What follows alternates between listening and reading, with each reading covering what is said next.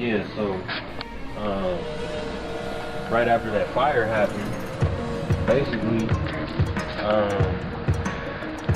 I still was DJing on the weekends, and I was making a good amount of money at that time. I was doing the after hours in Hollywood, so Friday and Saturday night. I was making probably somewhere in the ballpark of like 3 G's a month, but since the apartment had burned down, I didn't have anywhere to stay, so I slept in this car. This is my baby, you know, it's my Chevy. I bought this car when I was like 21. It's like my heavy Chevy for the little lowrider club. It had rims and sounds and all of that. Now it doesn't even move, but just being a black man in LA, nobody wanted to rent to me, so I had money in the bank, I had income, I just didn't have a place to stay, so I would put two bags of clothes with my clothes would fill up the back seat, just be 2 big laundry bags of clothes, and then I'd lay out in the front of the car. And I tried getting apartments, but they'd always rent to like some college chick or somebody not so dark.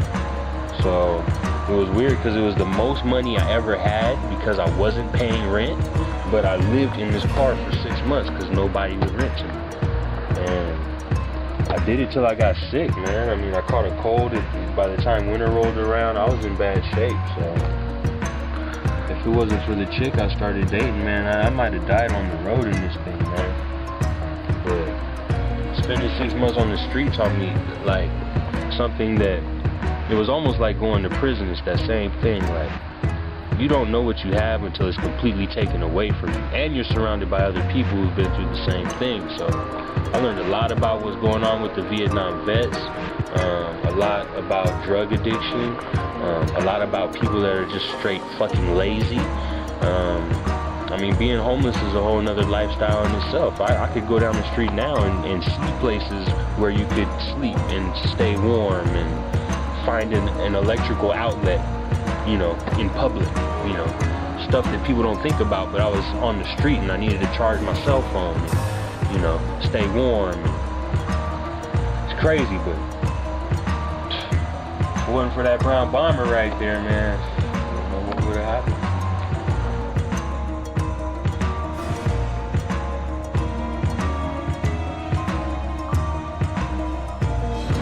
This right here is the first place I lived where I had my own spot, you know, where I lived by myself. My first apartment was upstairs from these businesses.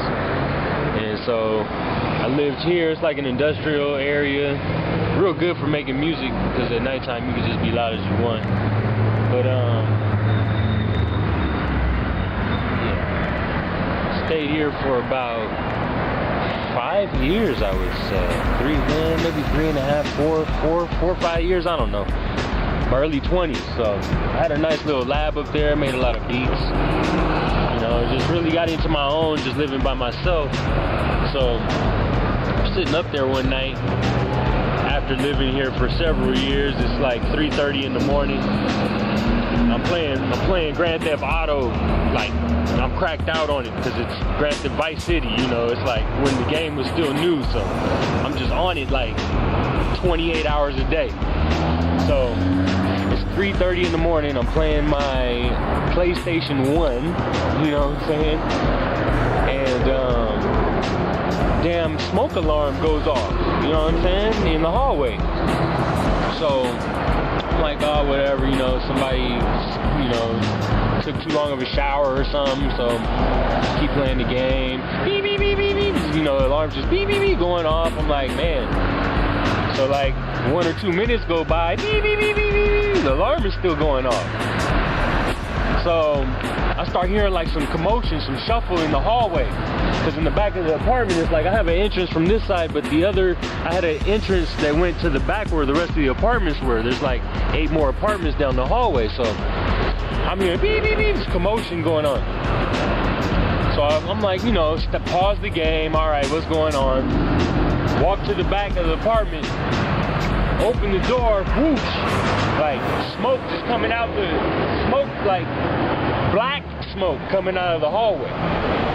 So I bend over, and I'm like looking down the hallway, like looking for legs or anybody in the hallway. I'm like, if you need to exit the building, come this way now, because I'm gonna lock this door. So I close the door behind me, and I turn around, and I'm looking at my apartment. And the first thing that goes through my head is like, what am I going to take with me? So there's an MPC, there's a keyboard, there's some turntables, there's a record collection, my clothes, you know what I'm saying, pictures. I'm like, beep, beep, beep, alarm's going off, smoke in the hallway. So I grab my wallet, I grab my phone, and I grab my keys.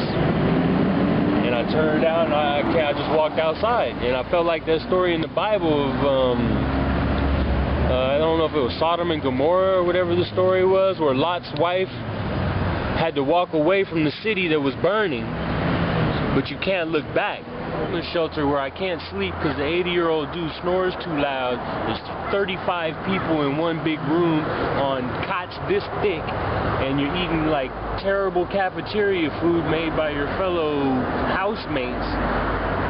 I couldn't last 2 days in that spot, man. So I slept in my car, I kept my clothes and my records here, and that was my get down for like a good 7 or 8 months. That's what's up.